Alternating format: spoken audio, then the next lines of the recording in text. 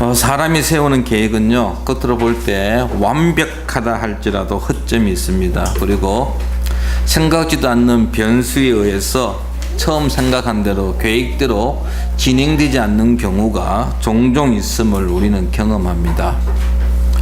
삼국지, 여러분 삼국지 아시죠? 삼국지에 등장하는 전쟁들 가운데 가장 유명한 전쟁을 언급한다면은 아마 적벽대전이 싶습니다. 제갈공명이 오나라의 손건과 손을 잡고 조조와 적벽에서 한판 전쟁을 벌입니다. 물론 그 결과는 여러분 다 알다시피 유비와 그리고 송건의 연합군이 대승을 거두게 됩니다. 이때 전쟁에 피한 조조가 이제 자기의 본거지로 도망을 치는데요. 제갈공명은 그 도망치는 조조를 사로잡혔습니다. 그래서 도망가는 길목길목에다가 장군들과 병사들을 배치해 가지고 조조로 하여금 더 이상 항복하게끔 계획을 세웠습니다. 그 계획은 제대로 진행되어졌습니다. 그래서 정말 조조가 혼쭐나게 뒤돌아보지 않고 도망을 칩니다. 그런데요, 마지막에 가서 그 계획이 실패로 끝납니다.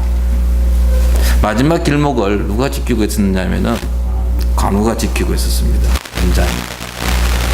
조조는 관우를 보는 순간 이제 끝났구나, 잡혔구나 했는데 관우가 조조를 풀어줍니다. 이유인즉 관우가 한번 조조에게 포로로 잡혀가지고 신세를 진 적이 있습니다. 그래서 이 조조의 밑에 있는 부하가 그 옛날에 조조가 관우에게 베풀었던 은혜를 언급하면서 이번 한번 좀 봐줘야 되지 않겠느냐. 그래서 관운장이 그를 도망치게끔 풀어주고 맙니다. 완벽했던 제갈공명의 계획이 무너짐을 볼 수 있습니다. 오늘 읽었던 말씀은요, 사도 바울이 예루살렘에서 천부장에게, 이방인인 천부장에게 체포되어지는 장면입니다. 이는 예루살렘 여정 중에서 하나님께서 바울에게 주셨던 그 바울에 대한 예언이 이루어진 것을 알 수가 있습니다.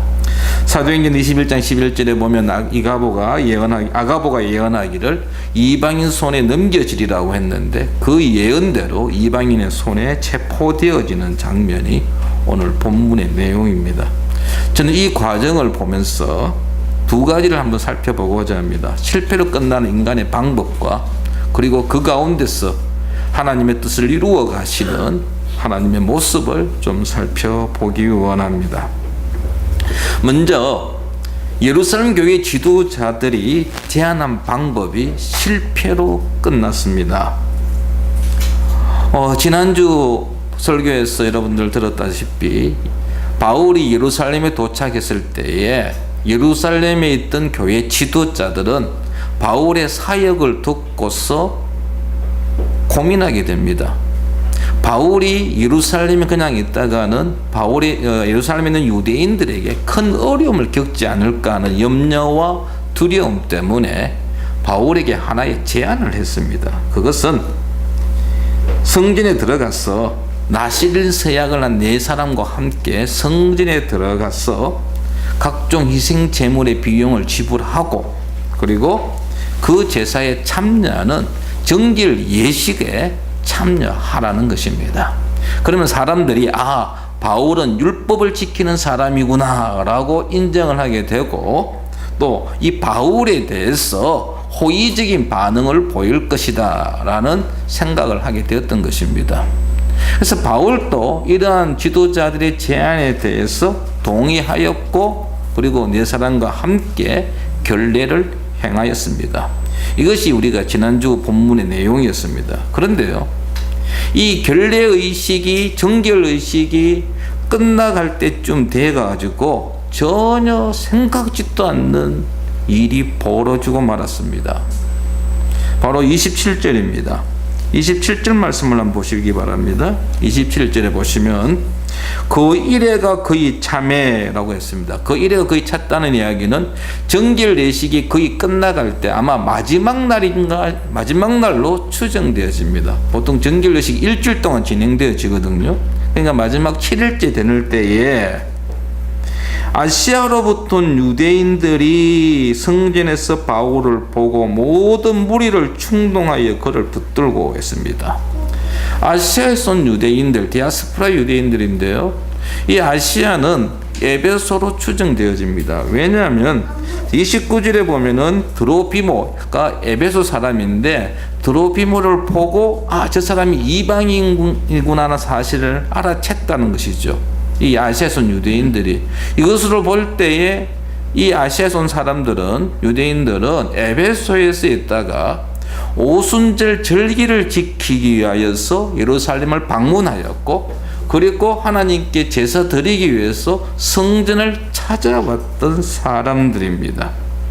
성전에 와서 자기들 제사를 드리려고 보니까 성전에 지금 누가 있습니까? 바울이 있는 겁니다. 저 바울하면 이 사람들은 부정적이었죠. 에베소 지역에서 이방인들에게 선교 사역했던 바울. 에베소에서는 어떻게 할 수가 없었지만 여기는 예루살렘 성전입니다. 어떻게 보면 유대인들의 홈그라운드입니다. 그래서 이 사람들이 소리를 지릅니다. 사람들을 모읍니다. 여보시오, 사람들 이리 와보시오 하고 사람들을 모읍니다. 그리고 바울에 대하여 고소를 합니다. 두 가지 죄목을 가지고 바울을 고소하고 있습니다. 바로 28절에 그 죄목이 나옵니다.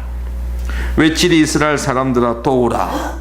이 사람은, 바울은 각처에서 우리 백성과 율법과 이곳을 비방하여 모든 사람을 가르치는 그 자인데 또 헬라인을 데리고 성전에 들어가서 이 거룩한 곳을 더럽혔다 하니, 첫 번째 죄목은 뭐냐면은 이스라엘 백성과 성전을 모독했다는 것입니다. 율법과 성전을 비방했다는 죄목을 끌고 넘어왔습니다. 그리고 또 하나는요, 이방인을 성전에 데리고 들어와서 성전을 더럽혔다는 죄목입니다. 유대인적이라는 주장은 추측과 오해에서 근거한 것입니다. 결코 사실은 아니었습니다. 사실은 아니었지만 바울에 대한 편견이 바울에 대하여 오해하게 되었고, 그리고 그 추측을 가지고 바울을 고소한 것입니다.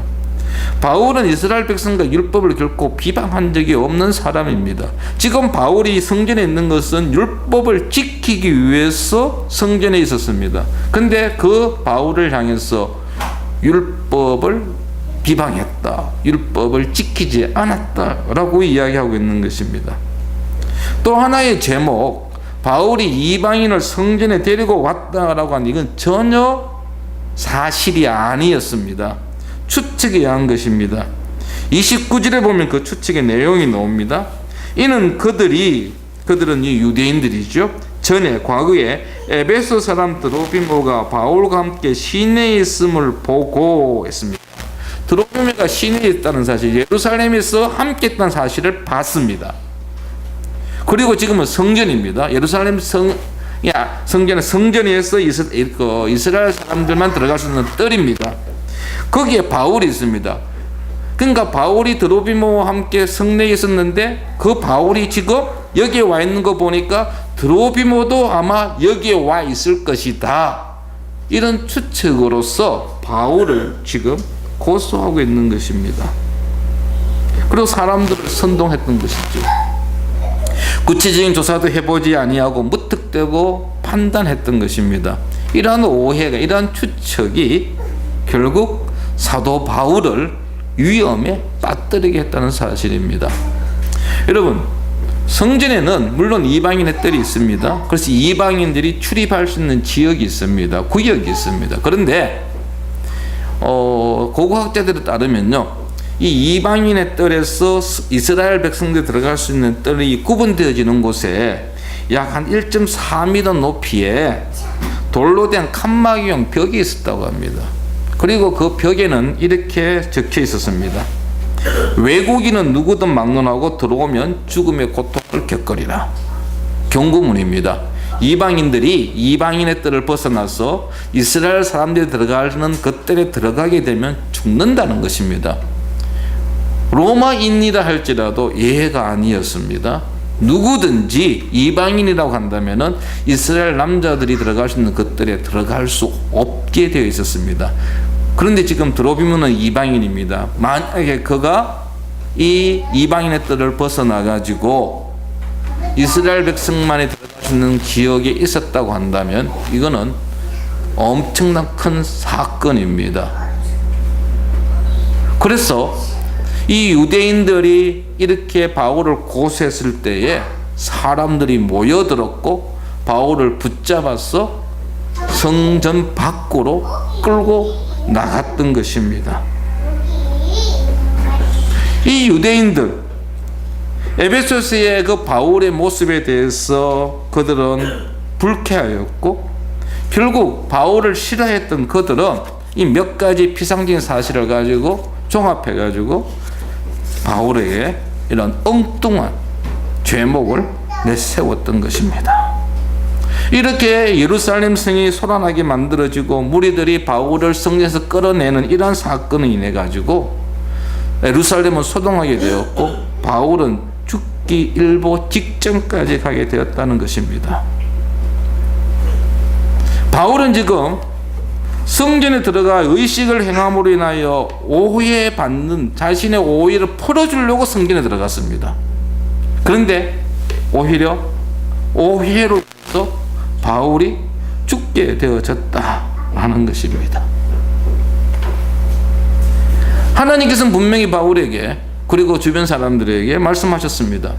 바울이 예루살렘에 가면은 그가 어떤 어려움을 겪을 것인지를 말씀하셨습니다. 하지만 인간들이 그것을 피하려고 했지만은 결국 실패로 끝났다는 사실입니다. 여러분, 성도 여러분, 인간의 계획에는요 한계가 있습니다.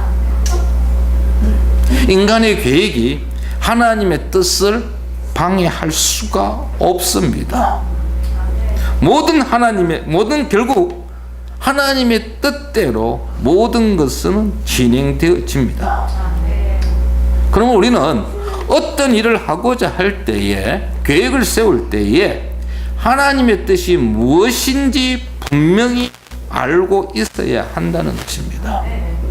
그 계획을 세우고 진행해 나감에 있어서 하나님의 뜻을 계속해서 확인할 필요가 있습니다.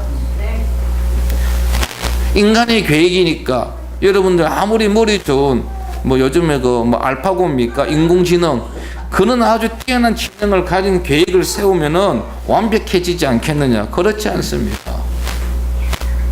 하나님의 도우심이 필요합니다. 하나님이 함께하지 않는 계획은 실패로 끝난다는 사실을 기억하십시오. 바로 여기에 우리가 기도해야 될 이유가 있습니다. 필요성이 있습니다. 우리가 여러분 나름대로 우리가 좀 전도에 관한 이야기를 한다면 전도에 대한 나름대로 계획을 세웠다 할지라도 그 계획을 세운 것으로 만족할 것이 아니라 그 계획을 놓고 기도해야 한다는 것입니다. 하나님이 도와주시지 아니한다면은 우리가 세운 그 어떤 계획도 사상 무각이 될 수 있다는 사실 여러분 기억하십시오. 예루살렘 교회 지도자들은 나름대로 머리를 썼습니다. 그런데 결론은 실패였습니다. 하나님의 뜻은 이루어졌습니다. 두 번째로 이루어 나가시는 하나님의 모습을 우리는 이 본문에서 볼 수 있습니다.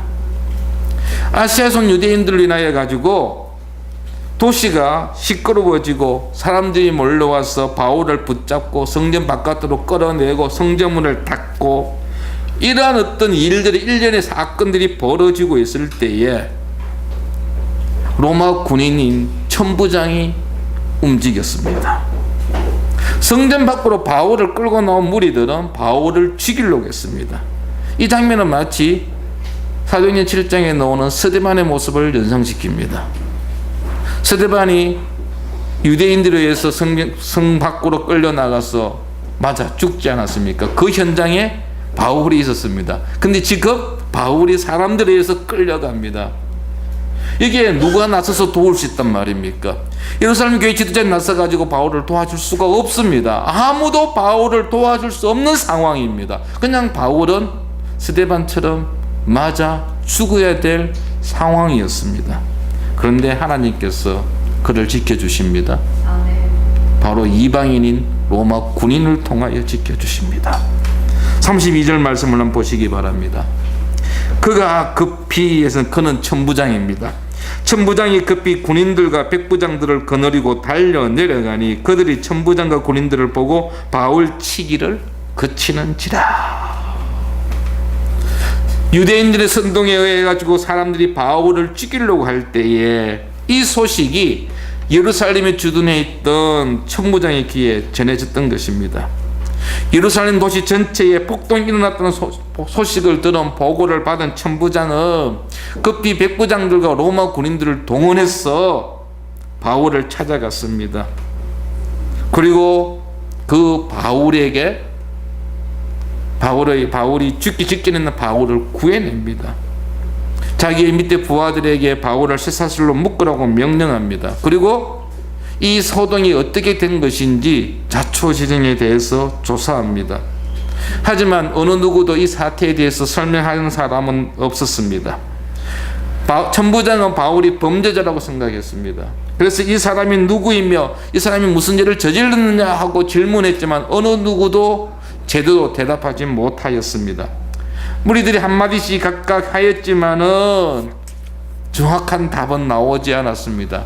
사태를 제대로 파악할 수 없었던 천부장은 바울을 병영 안으로 끌어갈 것을 명령하였고 바울은 로마 군인들의 호의를 받으면서 병영으로 들어갑니다. 그리고 그 뒤를 무리들이 따라가면서 외칩니다. 그를 없애버려라 소리칩니다. 하지만 허공에 치는 메아리에 불과합니다. 바울은 살아날 수 있었던 것입니다. 천부장은요, 가이사랴에 상주하는 로마 총독을 대신해서 예루살렘의 치안을 책임진 총책임자였습니다. 로마 군대는 당시 성전의 북서쪽 모서리에 있는 안토니아 요새에 주둔하고 있었습니다. 이 요새는 헤롯 대왕이 성전을 지키기 위해서 만든 요새였고요. 이것을 이제 그 로마 군대가 로마가 이 예루살렘을 통치하면서 군대를 그곳에 주둔해 시켜놨다가 그곳 망루에서 예루살렘을 지켜봅니다. 혹 어떤 일이 일어나는가 하고 망대 지켜보는데 특별히 성전에서 일어나는 일에 대해서 아주 깊은 관심을 보입니다. 감시하고 있었던 곳이었습니다. 그래서 성전에서 바울이 체포되어지는 그 장면을 이 로마 군대가 빨리 알 수 있었고 대처할 수 있었다는 것입니다. 천부장이 급히 움직임을 인하여 바울은 살아날 수 있었다는 것입니다. 하나님께서는 바울을 위하여 천부장을 준비해 놓으셨습니다. 죽음 직전에 있는 바울을 살리기 위해서 하나님께서는 이방인인 로마 군인을 동원하셨습니다. 예루살렘 교회 지도자들은 정길 예식을 통하여 해결하려고 했지만 하나님은 로마 군대를 동원하셔서 그를 보호해 주셨습니다. 로마 병력은 여러분 예루살렘에서 가장 안전한 곳 피난처였습니다. 겉으로 볼 때는 로마 군인이 살렸지만은 실상은 하나님께서 이루어 나가신 것입니다. 여러분, 성도 여러분, 하나님께서는 우리의 생각을 초월하여 일하십니다. 우리의 머리로 하나님의 능력을 제한하지 마십시오. 하나님은 그 무엇으로부터 제한받지 아니하시는 분입니다. 우리가 하나님의 능력을 경험하지 못하는 것은 우리의 생각이 하나님의 능력을 재단하기 때문입니다. 우리 스스로 한계를 설정하였기에 하나님과 깊은 관계를 맺지 못하는 것입니다. 제가 지난 수요일날 해군 포항교회를 다녀왔습니다. 거기는 수요 모임이 예배가 오후 1시라 가지고 이제 가서 설교하고 왔는데요. 부모 초청 행사 이래 가지고 이제 그 군인들 부모 중에서 목사가 있는 분을 초청했는데 마침 이제 주한이가 이제 군종병이라 이제 저를 불렀습니다.